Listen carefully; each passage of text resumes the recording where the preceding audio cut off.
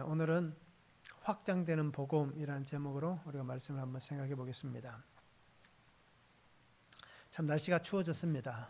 오늘도 아침에 영하 3도, 낮 기온이 한 5도 정도 되었다라고 얘기하더라고요. 내일 또 아침은 영하 2도에서 3도 사이라고 얘기를 하고요. 낮 기온은 그래도 한 9도까지 이렇게 올라간다라고 얘기합니다. 그래서 아마 이번 추위가 지나가면 이제 봄이 될 것 같습니다. 그래서 우리가 꽃샘추위라고 얘기하기엔 좀 그렇지만, 그죠? 아직 꽃샘추위가 올 수도 있을 겁니다. 따뜻해졌다가 또 갑자기 추워질 수 있으니까요. 그런데 우리가 주위를 보면 어떻습니까? 봄의 변화가 일어나고 있습니다. 계절의 변화는 기가 막히게 찾아오고 또 일어나고 있습니다. 그 변화가 우리 눈에 잘 보이지는 않습니다. 그렇잖아요? 계속 그거 지켜볼 수 없으니까. 그런데 문득문득 쳐다보면 어떻습니까? 조금씩 바뀌어져 있는, 조금씩 달라져 있는 그런 모습들을 우리가 계속해서 볼 수가 있습니다. 추운 날, 이 정말 추운 겨울과 같은 이 환경, 특히 코로나로 인해서 이 겨울과 같은 환경을 보내고 있습니다. 그런데 때가 되면, 그죠? 시간이 지나가면 분명히 변화가 일어날 것이고 이 코로나도 분명히 끝나는 날이 올 것입니다. 완전히 끝나지 않는다 하더라도 이제는 곧 감기와 같은 그런 질병이 될 것이다 라고 이렇게 얘기를 합니다. 그래서 감기 걸리면 병원에 가서 주사 맞고 약을 처방을 받고 그렇게 하는 것과 똑같이 아마 이 코로나도 이렇게 될 것이다 라고 그렇게 많이들 추측을 하고 있습니다. 그래서 우리에게 주어진 시간만큼 우리의 삶을 하나님 앞에서 늘 잘 바꾸어 갈 수 있는, 변화시켜 나갈 수 있는 그런 성도가 되면 좋겠습니다. 세상은 엄청나게 빠르게 변화합니다. 그런데 잘 바뀌지 않는 게 종교인입니다. 그렇잖아요? 세상은 급속도로 발전을 하고 우리가 놀랄 만큼 그렇게 발전을 하는데 종교인들의 생각은 늘 어느 한 지점에 머물러 있습니다. 변화가 잘 일어나지 않습니다. 그리고 또 새로운 것을 잘 받아들이지도 않습니다. 그래서 우리가 너무 시대를 따라가는 것도 문제지만 너무 시대에 뒤처지는 것도 문제가 됩니다. 그리고 우리 성도님들은 주님의 말씀같이 시대를 잘 분별해서 우리가 그것을 받을 것은 받고 또 막을 것은 막고 이렇게 해서 우리가 신앙생활 하는데 그 세상이 어떻게 우리를 가로막아서는 담이 아니라 이제 우리가 그 세상을 잘 활용해서 하나님의 복음을 잘 전할 수 있는 그런 우리들의 모습이 되면 참 좋겠습니다. 그래서 우리가 변하지 않을 것 같은 우리의 모습들도 변화시켜 나가시고요. 또 변하지 않을 것 같은 세상도 하나님 안에서 분명히 변화가 일어납니다. 그리고 우리가 가장 큰 변화가 일어날 때는 우리가 말씀을 매일 묵상하다 보면 매일매일 우리가 본문의 성경을 쭉 차례대로 읽어가잖아요. 그러면 이 말씀을 읽어가다 보면 어느 순간 자기도 모르게 변화가 일어납니다. 주님을 알지 못하는 사람들도 성경을 읽다 보면, 그죠? 아예 초짜 신앙인들도 성경을 창세기부터 읽다 보면 하나님 주신 은혜 안에 변화가 일어납니다. 그리고 오늘 내가 그런 변화가 없다면 그것도 하나의 하나님 앞에서 죄입니다. 오랜 시간 동안 신앙생활하면서 우리가 변화가 일어나지 않는다면 그것 또한 죄가 됩니다. 그러기에 주의 말씀을 잘 붙잡고 변화를 이루어갈 수 있는, 그래서 하나님께서 정말 잘했다고 칭찬하시고 수고했다라고 말씀하시는 그 은혜 삶을 저와 우리 성도님들이 함께 살았으면 참 좋겠습니다. 오늘 말씀을 한번 보시기 바랍니다. 귀신 들린 어린 딸을 둔 한 여인이 예수님을 찾아옵니다. 그리고는 예수님에게 간청을 합니다. 그래서 도로에서 정말 상상할 수 없는 그 놀라운 일들이 일어나는 것을 보여주고 있습니다. 주님은 참 거절하십니다. 안 된다, 해줄 수 없다, 거절하시는데 여인은 어떻게 합니까? 그래도 주님 고쳐주시기를 원합니다 라고 간청을 합니다. 그래서 그의 간청에 따라서 주님은 그 딸을 고쳐주셨습니다. 그리고 또 어떻습니까? 갈릴리에 오셔서 귀 먹고 말 듣는 사람들이 데리고 와서 고쳐주기를 원할 때에 예수님께서 그를 고쳐줍니다. 그리고는 그 예수님의 소문이 널리 전파되고 모든 사람들이 어떻게 얘기합니까? 참 잘했다. 그죠? 잘했다라고 그렇게 주님의 일을 높이고 있습니다. 확장되는 복음 첫 번째, 오늘 말씀 통해서 보면 여인의 믿음이 있습니다. 24절에서 30절에 말씀합니다. 예수께서 일어나사 그 길을 떠나 두로 지방으로 가서 한 집에 들어가 아무도 모르게 하시려 하나 숨길 수 없더라. 이에 더러운 귀신 들린 어린 딸을 둔 한 여자가 예수의 소문을 듣고 곧 와서 그 발 아래에 엎드리니 그 여자는 헬라인이요 수르보니게 족속이라. 자기 딸에게서 귀신 쫓아내 주시기를 간구하거늘 예수께서 이르시되 자녀로 먼저 배불리 먹게 할지니 자녀의 떡을 취하여 개들에게 던짐이 마땅치 아니하니라. 여자가 대답하여 이르되 주여 올소이다마는 상 아래의 개들도 아이들이 먹던 부스러기를 먹나이다. 예수께서 이르시되 이 말을 하였으니 돌아가라 귀신이 내 딸에게서 나갔느니라 하시매 여자가 집에 돌아가 본즉 아이가 침상에 누웠고 귀신이 나갔더라 말씀합니다. 마태복음 15장에 보면 똑같은 본문이 기록되어 있습니다. 그곳에서는 여기는 수로보니게 여자라고 얘기하는데 그 마태복음에서는 가나안 여자라고 이렇게 나옵니다. 그러니까 두 본문이 다른 본문이 아니라 같은 본문입니다. 그래서 예수님께서 게네사렛을 떠나서 두로 지방으로 가셨습니다. 예수께서 일어나서 그 길을 떠나라고 얘기하는 24절에 보면 거기는 게네사렛을 얘기합니다. 갈릴리 근처 게네사렛에서 그렇게 예수님이 여러 일들을 하셨고 지금 어떻습니까? 이 게네사렛을 떠나서 그 북쪽 지방을 거쳐서 두로와 시돈이 있는 그 지중해 동편, 그죠? 지중해 해안을 끼고 있는 그쪽으로 갔습니다. 그래서 두로 지방에 예수님께서 오셨는데 오늘 성경에 보니까 아무도 모르게 하려고 했습니다. 그래서 학자들이 해석하기를 예수님께서 아마 그렇게 해석하는 학자들도 있습니다. 사역을 하시다가 조금 쉬시기 위해서 사람들이 알아보지 못하는 그 두로 지방으로 가지 않았는가라고 이렇게 해석하기도 하더라고요. 그런데 오늘 분명히 예수님께서 이 두로 지방으로 가신 이유가 분명히 있습니다. 그냥 예수님이 다른 지역을 가실 때 또는 어떤 곳을 방문하실 때에 아무 이유 없이 가지는 않았습니다.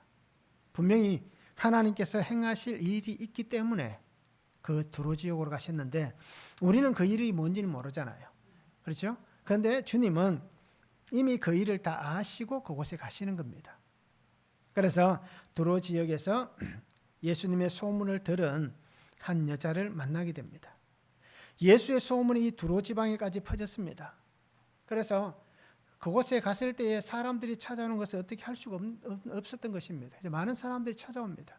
그 중에 한 여인이 또 포함되어 있는 것입니다. 여인이 예수님 앞에 와서 구하는 것이 무엇입니까? 그 어린 딸이 귀신이 들려 있다는 것입니다. 아마 귀신 들린 사람을 보신 분은 아실 거예요. 그 상황이 어떤지. 그렇죠? 아마 경험해 보지 못한 사람은 귀신 들린 상황이 어떤지 잘 모르실 거예요. 그래서 어떻게 보면 참 이 본문을 이해하기가 좀 어려울 수도 있습니다. 그러나 그 어린아이가 귀신이 들려있다라고 하면 가정은 풍지박산입니다. 그렇잖아요. 어른이 그래도 풍지박산인데 아이가 그렇다면 더 애처로운 상황입니다. 그래서 엄마가 자신의 딸을 위해서 예수님의 발 앞에 엎드려서 간청을 합니다. 그래서 이 여자의 그 모습을 오늘 성경이 이렇게 얘기합니다. 그 여인은 헬라인이다. 또 수로보니게 족속이다라고 얘기합니다. 헬라인은 그리스 사람을 얘기합니다. 그리고 수로보니게라고 얘기하는 것은 수리아의 베니게 지방에 사는 사람이다. 그러니까 두로에 와 있지만 이 여자의 출생지는 수로보니게의 그 베니게 지역, 수리아의 베니게 지역, 그곳에 있던 여인이다. 그래서 오늘날로 얘기하면 이 수로보니게는 레바논 지역을 얘기합니다. 그래서 지금 우리가 알고 있는 이스라엘 땅, 팔레스타인의 북쪽, 그 북쪽 지역이 바로 이 레바논에 속하는데 바로 그곳이다. 그래서 두로와 시돈. 그래서 지중해 연안에 있는 도시다라는 것입니다. 그래서 우리가 성경책 지도에 보면 잘 나와 있습니다. 그래서 그 지역에 사는 이 여인이 주님 앞에 나왔습니다. 그리고는 이 여인을 간청을 합니다. 귀신 들린 이 딸을 고쳐달라라는 겁니다.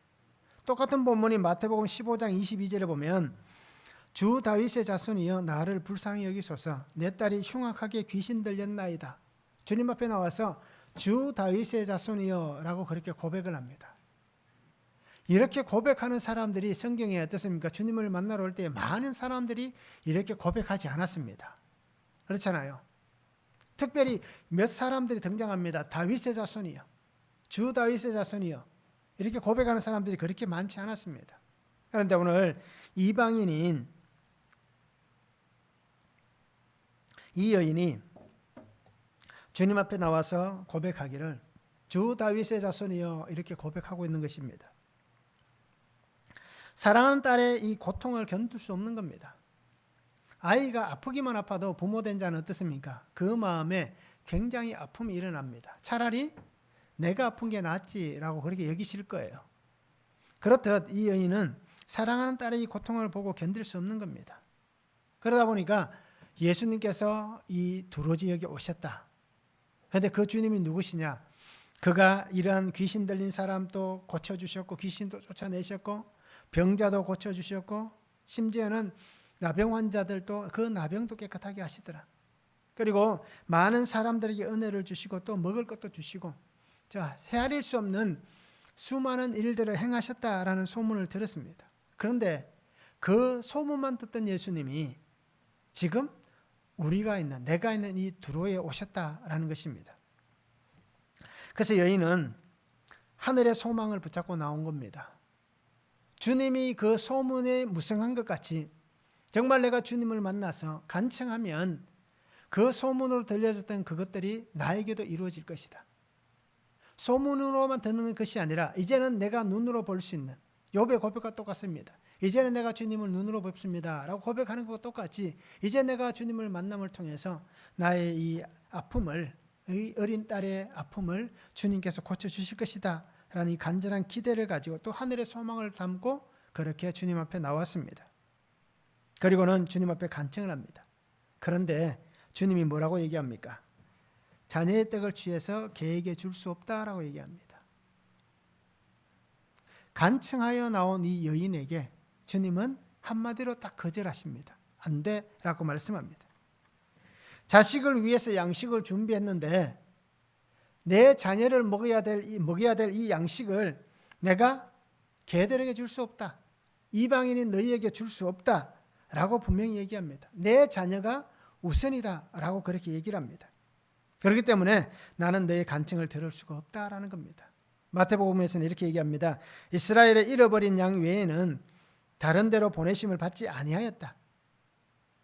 하나님께서 나를 이스라엘의 잃어버린 양 그들을 위해서만 보냈다라고 주님은 단정을 지어서 말씀을 해버립니다. 실제로 주님이 오시는 것은 뭡니까? 이스라엘의 잃어버린 양 외가 아니잖아요. 온 인류를 구속하기 위해서 구원의 주님이 오셨는데 이 여인을 향해서는 이렇게 단정적으로 딱 잘라서 말씀을 합니다. 그런데 여인의 행동이 어떻습니까? 예수님께서 뭐라 말씀하시든지 아랑곳하지 않습니다. 그 발 아래 엎드려서 자신을 도와줄 것을 간청합니다. 주님 맞습니다. 주님이 하신 말씀이 맞습니다. 그런데 개들도 아이들이 먹던 부스러기를 먹습니다. 개들도 아이들이 먹던 그 부스러기 얼마나 되겠습니까? 아이들이 흘리는 부스러기가 그것을 먹고 삽니다 라고 얘기하고 있습니다. 자녀들을 향하시는 주님의 마음을 알고 있다라고 얘기합니다. 그러면서 나에게 상 아래에 떨어지는 그 부스러기만큼의 은혜라도 주십시오. 그 은혜면 나는 충분합니다 라고 그가 구하고 있습니다. 그의 간절한 마음은 그가 딸을 얼마나 위해서 주님 앞에 지금 나왔는지를 분명히 그가 하나님 앞에서 주님 앞에 드리는 그의 고백을 통해서 분명히 보여주고 있습니다. 개들이 먹을 수 있는 그 양, 그죠? 그냥 상바닥에 떨어지는 그 작은 부스러기, 그것만 해도 나는 충분하다고 그는 주님께 아뢰입니다. 그런 주님이 어떻게 얘기합니까? 그런 여인을 향해서 주님은 정말 무시를 했고, 그죠? 냉대를 보였습니다. 여인의 마음과는 상관없이 그냥 무시를 해버렸습니다. 그리고 정말 사람들 앞에서 모욕감을 줬습니다. 똑같은 인성을 가진 사람인데 그죠? 하나님이 창조한 똑같은 한 생명인데 하나님의 보내심을 받은 주님께서 하나님이 만든 한 영혼을 향해서 그죠? 개라고 취급하시면서 엄청난 모멸감을, 모욕감을 그 여인에게 준 것입니다. 사람이 없었다면 뭐 그렇게 하실 수도 있겠죠. 그죠? 그런데 수많은 사람들이 듣고 있는 그 상황에서 특히나 어떻습니까? 유대인들이 있는 땅이 아니라 두로 지역, 이방인이 있는 땅에서 결국 그러면 그들이 듣는 다른 사람들이 들을 때 어떻게 했습니까? 아, 주님 앞에서는 우리 모두가 이 두로에 사는 이방인들 모두는 개들인갑다. 그죠? 우리는 하나님의 은혜를 받을 수 없는 사람들인가 보다. 라고 여기는 안타까운 환경이 생겨날 수도 있는 겁니다. 그러면 유대인인 예수님을 향해서 돌을 던질 수도 있는 그런 상황을 주님이 만들고 있습니다. 그런데도 이 여인은 어떻게 합니까? 자신의 생명과도 같은 딸을 위해서 주님 앞에서 정말 개의치 않게 있습니다. 그러면서 끊임없이 주님을 붙잡기를 원합니다. 무슨 말씀을 하시든지 상관없이 그의 손은, 그의 마음은 여전히 주님을 붙잡기 위해서 내뻗고 있는 그의 모습입니다. 그러면서 주님께서 역사해 주시기를 원합니다. 그렇게 간청을 하고 있습니다. 여인은 무시와 조롱을 받고 업신여김을 당하면서도 포기하지 않습니다. 그래서 끝까지 주님 앞에 구합니다. 보통 사람 같으면 어떻게 얘기하겠습니까? 안 된다라고 말씀하실 때 보통 같으면 그럴 줄 알았다. 그래 뭐 그렇게 말할 줄 알았다 하면서 쉽게 돌아설 거예요. 유대인이 이방인이 우리에게 뭘 해주겠나 하고 돌아설 겁니다. 그런데 이 여인은 어떻습니까? 굽히지 않습니다. 끝까지 주님의 은혜를 기대하고 있습니다. 그래서 이것이 믿음입니다. 이 여인의 믿음을 보시려고 라고 주님은 말씀합니다. 그죠? 여인의 믿음을 보시기 원했다는 겁니다. 믿음은 뭐겠습니까? 히브리서 11장 1절의 말씀 우리는 잘 압니다. 믿음은 바라는 것들의 실상이요 보이지 않는 것들의 증거다라고 얘기합니다.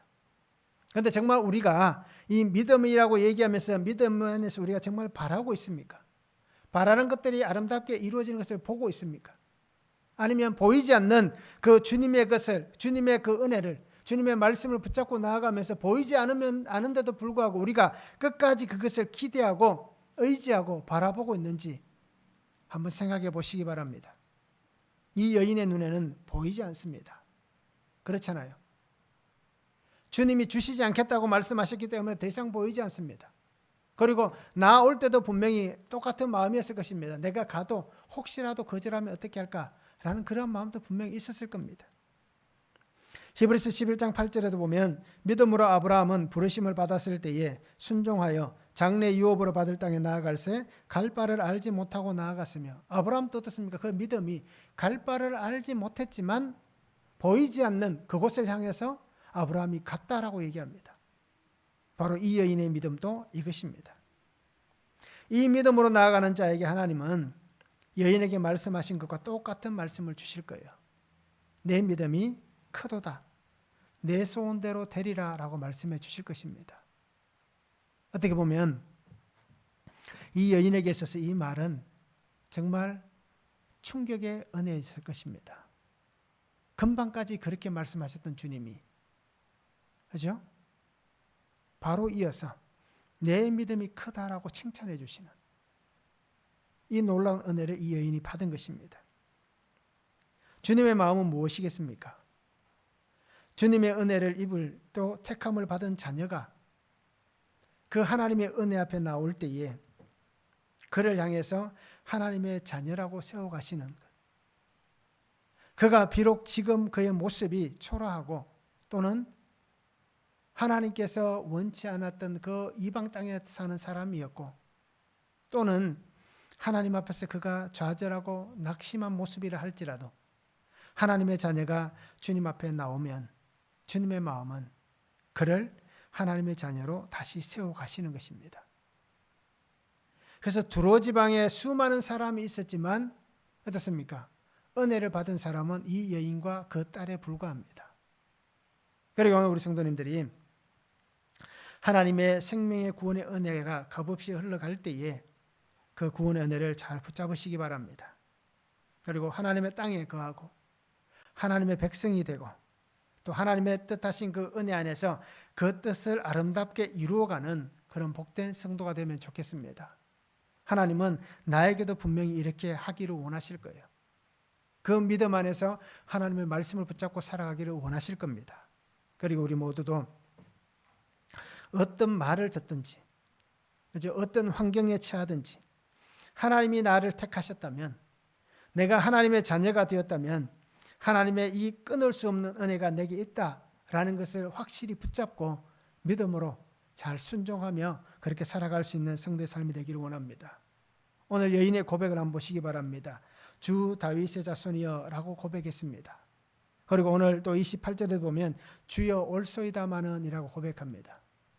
여기에 주여라고 하는 이 단어는 퀴리오스라는 단어를 씁니다.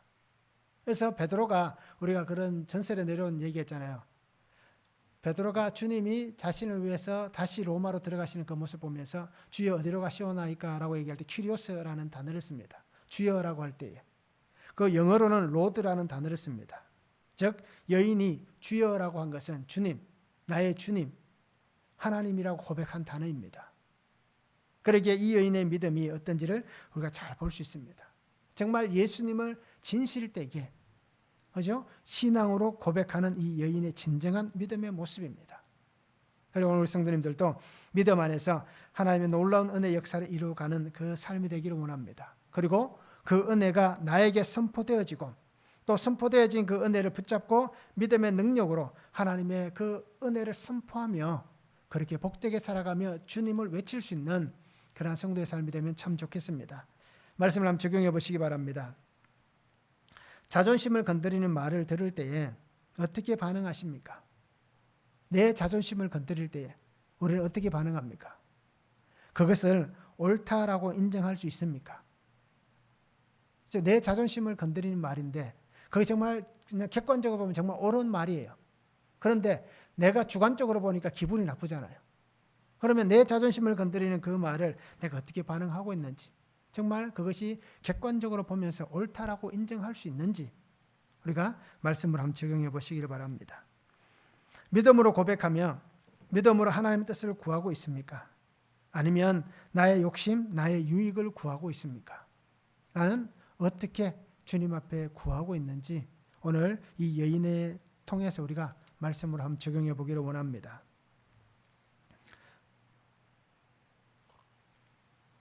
두 번째는 열리고 풀리게 하셨습니다. 31절에서 35절에 말씀합니다. 예수께서 다시 두로 지방에서 나와 시돈을 지나고 데가볼리 지방을 통과하여 갈릴리 호수에 이르시매 사람들이 귀 먹고 말 듣없는 자를 데리고 예수께 나와 안수하여 주시기를 간구하거늘 예수께서 그 사람을 따로 데리고 무리를 떠나사 손가락을 그의 양귀에 넣고 침을 뱉어 그의 혀에 손을 대시며 하늘을 우러러 탄식하시며 그에게 이르시되 에바다 하시니 이는 열리라는 뜻이라. 그의 귀가 열리고 혀가 맺힌 것이 곧 풀려 말이 분명하여졌더라 말씀합니다. 예수님은 이 두로 지방을 지나고 데가볼리를 거쳐서 다시 갈릴리 지역으로 오십니다. 그런데 예수님께서 또 이 갈릴리에 오시자마자 사람들이 또 이렇게 한 사람을 데려옵니다. 귀 먹고 말 듣없는 사람을 예수님께 데려왔습니다. 데려온 이유가 뭡니까? 고쳐주시기를, 그죠? 귀가 들리고 말이 분명해질 수 있도록 그렇게 이 질병을 고쳐달라라고 하면서 주님 앞에 데리고 왔습니다. 그런데 주님은 사람들 앞에 그를 두지 않습니다. 데리고 온 이 사람을 데리고 따로 데리고 나가십니다. 사람들과 떨어집니다. 그리고는 그 사람에게 어떻게 보면 참 보기 흉한 모습일 수 있잖아요. 그죠? 그런 모습을 통해서 예수님은 이 사람을 고치시기를 원합니다. 그런데 이 사람을 이렇게 분리시키는 이유가 있습니다. 그가 올 때는 사람들의 손에 이끌리고 도움을 받고 왔지만 이제는 누구를 붙잡아야 됩니까? 자기의 뜻과 의지와 상관없이 왔을 수도 있는 거예요. 그런데 이제는 자기를 데려왔던 사람들을 의지하는 게 아니라 이제는 주님만을 의지하는, 하나님만 전적으로 의지하도록 주님께서 그를 따로 데리고 나가시는 겁니다. 그래서 그 주위에 그가 의지할 수 있는 사람은 아무도 없고 오직 주님과 둘만 있는 그러한 환경을 만들어 가십니다. 그렇게 해서 전적으로 하나님을 의지하고 하나님께 맡길 수 있도록. 그래서 모든 치료와 회복과 역사는 하나님께서 이루어 가신다라는 것을 그 사람에게 확실하게 보여주고 있습니다. 그래서 손가락을 그의 귀에 대고 침을 뱉어 그의 혀에 손을 대십니다. 그러면서 하늘을 우러러 탄식하셨다라고 얘기합니다. 탄식하시며라는 이 단어 스테나조는 한탄하다 또는 슬픔으로 신음하다, 슬퍼하다 그런 뜻이 있습니다. 그러니까 예수님께서 이 사람의 이 모습을 보면서 슬픔으로 그 하나님 앞에 간절하게 간구하는, 그렇죠? 하나님 앞에 간절하게 기도하는 그 모습을 보여주고 있는 것입니다. 즉 하나님의 한 생명, 하나님의 백성을 바라보면서 정말 하나님 앞에 탄식하며 그 안타까움을 가지고 애통하며 기도하는, 애통하는 자는 복이 있나니라고 말씀하셨던 것 같이 애통하며 하나님 앞에 부르짖고 있는 그 예수님의 모습입니다. 그러면서 주님은 들을 수 없고, 그렇죠? 말을 제대로 하지 못한 이 사람을 향해서 그 사람을 품고 하나님 앞에 기도하면서 그에게 주님의 간절함이 느껴지도록 그를 향해서 은혜를 베풀고 있는 것입니다. 그가 듣지는 못하지만 주님께서 얼마나 간절하게 그를 위해서 하나님 앞에 구하는지 그가 느낄 수 있도록 주님은 그에게 보여주시고 있는 것입니다. 그래서 하나님은 이 한 생명을 치유하시는 은혜를 허락해 주십니다. 그래서 간절한 기도에 하나님은 응답하십니다. 하나님의 마음을 품고 하나님께서 기뻐하시는 그 일을 위해서 기도하는 그 기도는 내 욕심과 내 사사로움을 위해서 기도하는 것이 아니라 하나님이 기뻐하시는 그 간구를 드리는 모든 기도는 하나님께서 들으시고 기적과 같은 치유의 역사들을, 기적과 같은 놀라운 일들을 하나님께서 만들어 가실 것입니다. 그것을 오늘 우리에게도 분명히 약속해 주시고 있는 것입니다. 그리고 오늘 우리 성도님들이 주님의 은혜를 붙잡고 우리도 이렇게 내가 원하는 기도가 아니라 하나님께서 나를 통하여 하시고자 하시는 그 기도를 할 수 있는 성도가 되면 좋겠습니다. 예수님은 선포하십니다. 그렇게 간절하게 기도하신 이후에 에바다라고 선포하십니다. 열리라는 것입니다.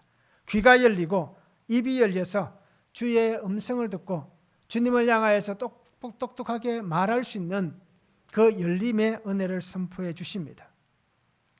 말씀 앞에 그 귀가 열리고 혀가 풀려지는 겁니다. 하나님의 은혜 앞에 귀가 열리고 그 혀가 풀려지는 것입니다. 하나님께서 주시는 그 전적 주님만 바라보고 주님만 의지하고 하나님만 붙잡은 그 은혜의 손길 위에 하나님은 이 놀라운 일들을 이루어 가시는 것입니다. 이 놀라운 은혜는 주님의 사랑의 마음이 그 속에 있습니다. 또 한 생명을 사랑하시는 아버지의 그 생명의 마음이 그곳에 함께 있습니다. 그러기에 하나로 연결되어진 은혜가 지금 그곳에서 완성이 된 것입니다. 육신의 질병으로 인해 고통하는 삶을 살지 않는다고 우리가 말할 수 있겠습니까? 그렇게 말할 수는 없을 거예요. 모두는 육신의 그러한 질병으로 인한 고통의 삶을 살아갑니다. 그런데 중요한 게 뭐겠습니까? 육체적 고통의 삶을 사는 것, 이것보다 영적 고통으로 사는 삶이 더 심각하다는 것을 잘 아셔야 됩니다. 육체는 우리가 충분히 이 세상에 여러 가지 방법을 가지고 치료할 수 있습니다. 그런데 영적으로 질병이 들면, 고통이 있으면 치료할 수가 없습니다. 그래서 이 영적 질병은 하나님의 은혜로만 치료할 수 있습니다. 오늘 우리 중에 혹시나 이 영적 막힘의 삶을 살아가고 있지는 않습니까? 영적으로 기먹은 사람, 영적으로 말 더듬는 사람, 영적으로 맹인과 같은 삶을 오늘 우리가 살지는 않습니까? 그러면서 나는 괜찮다라고 얘기하고 있지는 않습니까? 우리의 영적 막힘을 어떻게 풀어가야겠습니까? 주님은 우리를 보며 탄식하십니다. 바울이 로마서 8장에서 분명히 얘기했잖아요. 세상도 우리 안에 함께 탄식하고 성령님도 탄식하고, 그렇죠? 우리의 삶을 통해서 하나님의 그 탄식함이 분명히 있습니다. 우리가 영적으로 막혀 있다면, 듣지 못하고 보지 못하고 알지 못하고 말하지 못한다면 이 막힘을 어떻게 풀어가야 하겠습니까? 세상의 소리는 참 민감합니다. 세상의 소리는 참 민감해서 잘 반응합니다. 그런데 영적 소리는 정말 민감하게 반응해야 되는데 그 영적 소리는 둔해서 들리지 않아서 반응하지 못해서 그냥 그렇게 죽어가는 그런 안타까운 삶을 우리가 살아갑니다. 그 삶을 살지 않기 위해서는 어떻게 해야 되겠습니까? 죄인인 나의 삶에 오셔서 나를 치료하고 회복시켜 주시는 그 주님의 은혜 안에서 간절하게 구할 수 있기를 바랍니다. 나의 영적 둔함이 해결될 수 있도록, 나의 영적 막힘이 풀려날 수 있도록, 나의 영적 어두운 삶이 하나님 주신 그 밝은 빛 안에서, 생명의 빛 안에서 살아가는 삶이 될 수 있도록 주님 앞에 구할 수 있기를 원합니다. 오늘 내가 영적으로 둔하고 영적으로 어둡다면 이것도 우리가 죄가 있는 것입니다. 하나님 앞에서 민감하지 못하다면 이것도 우리의 죄입니다. 그러기에 우리 안에 있는 모든 죄와 악을 다 드러내고 주의 십자가 앞에서 보혈의 그 은혜 앞에서 깨끗하게 고침을 받고 영적 권능으로 사는 귀한 성도의 삶이 되면 참 좋겠습니다. 그래서 오늘 우리 이 말씀을 잘 붙잡으시기 바랍니다. 그래서 풀리고 열려지는 이 복된 삶을 우리 성도님들이 저도 그렇게 살기를 소망합니다. 말씀을 한번 적용해 보시기 바랍니다. 나의 막힘, 듣지 못하는 것을 괜찮다라고 말하고 있지는 않습니까? 눈에 보이지 않으니까, 결국 믿음이 없으니까, 그죠? 괜찮다 하고 그렇게 살아가고 있지는 않는지 말씀을 한번 적용해 보시기 바랍니다. 주님이 나를 만나시고 만져주신 때는 언제입니까? 언제 내가 주님을 만나보았습니까? 언제 주님이 나를 만져주었습니까? 언제 주님이 내 기도에 응답해 주셨습니까? 그때가 언제인지 까마득히 해서 기억나지 않을 수도 있습니다. 아니면 조금 전에도 주님이 나를 만져주셨고 조금 전에도 주님이 나의 기도에 응답해 주셨을 수도 있습니다. 내가 겪은 삶을 약재료로 사용해서 오늘 말씀같이 주님 앞에 데리고 나갈 귀먹고 말 더듬는 사람은 누구입니까? 그죠? 내가 먼저 그렇게 되고 난 다음입니다. 그죠? 주님이 나를 만나주시고 주님이 나에게 응답하신 그 은혜를 경험하고 나서 이제는 내가 나의 삶이 약재료가 되어서 내가 주님 앞에 데리고 나갈 귀먹고 말 듣는 사람이 누구인지 그러니까 말씀으로 한번 적용해 보기를 원합니다. 세 번째는 복음의 확산입니다. 36절에서 37절에 말씀합니다. 예수께서 그들에게 경고하사 아무에게도 이르지 말라 하시되 경고하실수록 그들이 더욱 널리 전파하니 사람들이 심히 놀라 이르되 그가 모든 것을 잘하였도다. 못 듣는 사람도 듣게 하고 말 못하는 사람도 말하게 한다라고 말씀합니다. 예수님은 경고하십니다. 이 경고란 단어는 명령하다 또는 엄격하게 금지시켰다 그런 뜻이 있습니다. 그래서 주님이 이렇게 얘기하죠. 아무에게도 이르지 말라. 그래서 아무에게도 말하지 말라는 얘기입니다. 나가서 내가 이렇게 너를 고쳐주었다. 그죠? 내 딸을 고쳐주었다. 라고 하는 것을 사람들에게 알리지 말라라고 얘기합니다. 왜 그렇게 말씀하실까요? 왜 알리지 말라라고 얘기하실까요? 그 이유는 분명합니다. 혹시라도 잘못 전하여질까 싶어서입니다. 예수님의 사역은 어떤 사역입니까? 구원의 사역, 구속의 사역입니다. 구속의 주님으로 이 땅에 오신 것입니다. 즉 하나님의 약속하신 구원, 그 구속, 생명을 살리는 그 일을 위해서 이 땅에 오셨는데 그런데 나중에 예수님이 제자들에게 물어보잖아요. 사람들이 나를 누구라고 하더냐라고 물어보았잖아요. 그때 뭐라고 얘기합니까? 뭐 선지자 중에 하나입니다. 예언자 중에 한 사람입니다. 이렇게 얘기하잖아요. 바로 그러한 모습입니다. 혹시라도 그냥 예언자, 선지자 또는 능력을 행하는 자 아니면 그 예수님의 제자 중에 한 사람 같이 열심당원이 있었잖아요. 그와 같이 사회적 개혁을 주도하는 자, 어떤 세상의 변화를 일으켜가는 그러한 어떤 기존 세력에 대해서 반항하는 그러한 모습들, 여러 가지 어떻게 보면 오해되고 또는 잘못 해석되어지고 또 잘못 예수님의 오심이 드러나지는 그러한 모습으로 오해가 될까 봐 주님은 그렇게 얘기한 겁니다. 아무에게도 이르지 말라라고 얘기합니다. 그 또 한 가지는 하나님의 보내신 구원의 주님으로서 그죠? 그 온전함, 구속 구원이 퇴색되거나 잘못될까 싶어서 그런 마음도 있는 것입니다. 또 한 가지는 하나님의 정한 시간이 있습니다. 십자가라는 하나님의 정한 때가 있습니다. 즉 그러면 그 십자가를 앞두고 주님이 앞으로 걸어가야 할 시간들 속에서 겪어야 될 과정들이 있잖아요. 그런데 만약에 주님의 이 모습이 더 많이 알려지면 하나님이 정하여 놓은 그 시간에 혹시라도 차질이 생기지 않을까라고 생각해서 예수님은 하나님의 시간, 하나님의 때에 정확하게 하나님의 뜻대로 사용되기 위해서 그렇게 나가서 이르지 말라라고 그렇게 말씀을 하는 것입니다. 주님은 사람들이 어떤 마음으로 이렇게 전하는지 알고 있습니다. 그러기에 주님의 마음과 상관없이 혹시라도 또 다르게, 그죠? 사람들의 말은 그렇잖아요. 한 사람 건너면 전혀 다른 얘기가 되잖아요. 그런 것을 주님은 미연에 방지하기 위해서 이렇게 말씀하시는데도 불구하고 어떻습니까? 숨길 수 없으니까, 가려지지 않으니까 굉장히 이 놀라운 일이 일어나는 겁니다.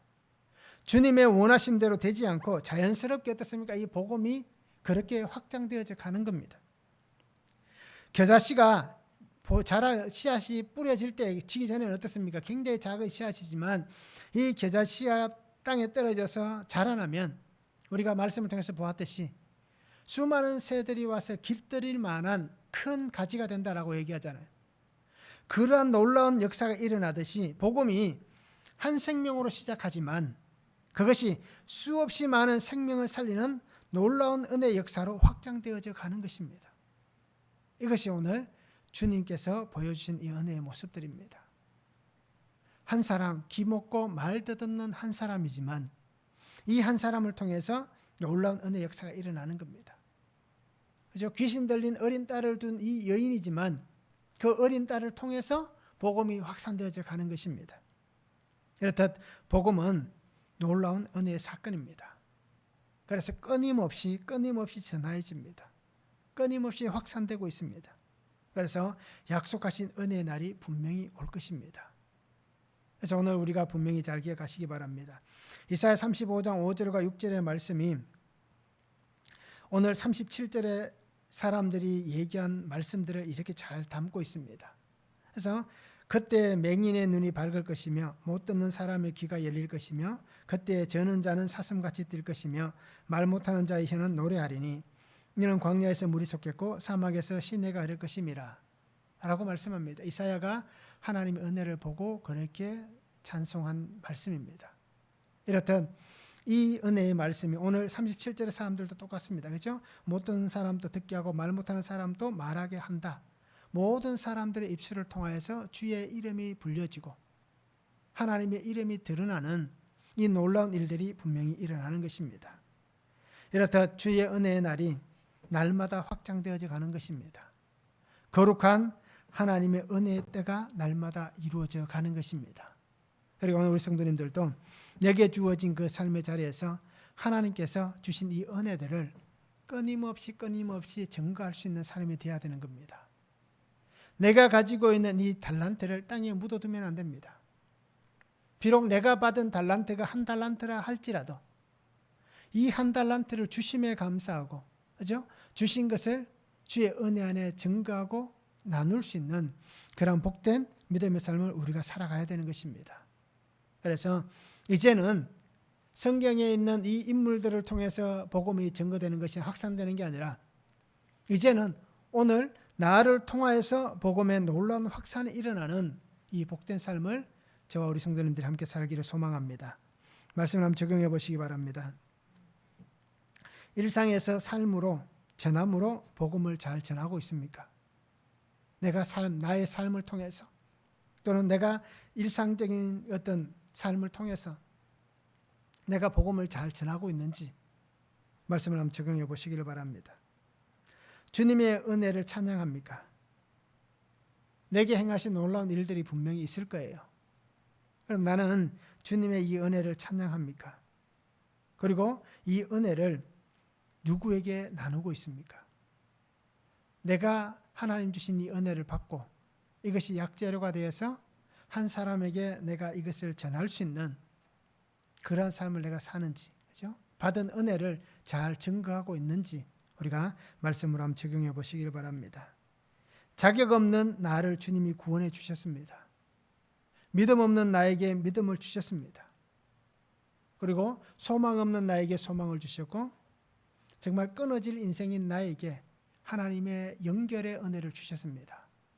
그리고 오늘 우리 성도님들이 이 은혜를 붙잡고 주시는 믿음 안에서 복음의 증인으로 복되게 살아갈 수 있기를 주님의 이름으로 축원합니다. 기도하겠습니다. 사랑의 아버지 하나님 감사합니다. 오늘도 주신 말씀을 바라봅니다. 주 은혜 안에 살게 하시고 주의 능력 안에 살아가게 하여 주시옵소서. 수로에 보내게 여인과 같이 아버지 하나님 믿음으로 간절히 구하는 자가 되게 하시고 주님 앞에 나와 말 더듬고 귀 먹은 사람의 그 모든 것이 열려진 것 같이 주님 앞에서 믿음으로 나아가며 영적으로 민감하고 열려진, 그래서 주님을 보고 주의 음성을 듣고 주의 말씀을 증거하는 복된 인생이 되도록 아버지 은혜를 다하여 주시옵소서. 그 능력으로 살아가게 하시고 하늘의 권세로 살아가는 귀한 성도의 삶이 되게 하시고 나를 만나주신 주님의 귀한 은혜를 날마다 찬양하며 그 은혜를 간증하며 살아가는 복된 성도의 삶이 되도록 아버지 은혜 위에 은혜를 다하여 주시옵소서. 감사를 드리며 예수 그리스도 이름으로 기도하옵나이다. 아멘.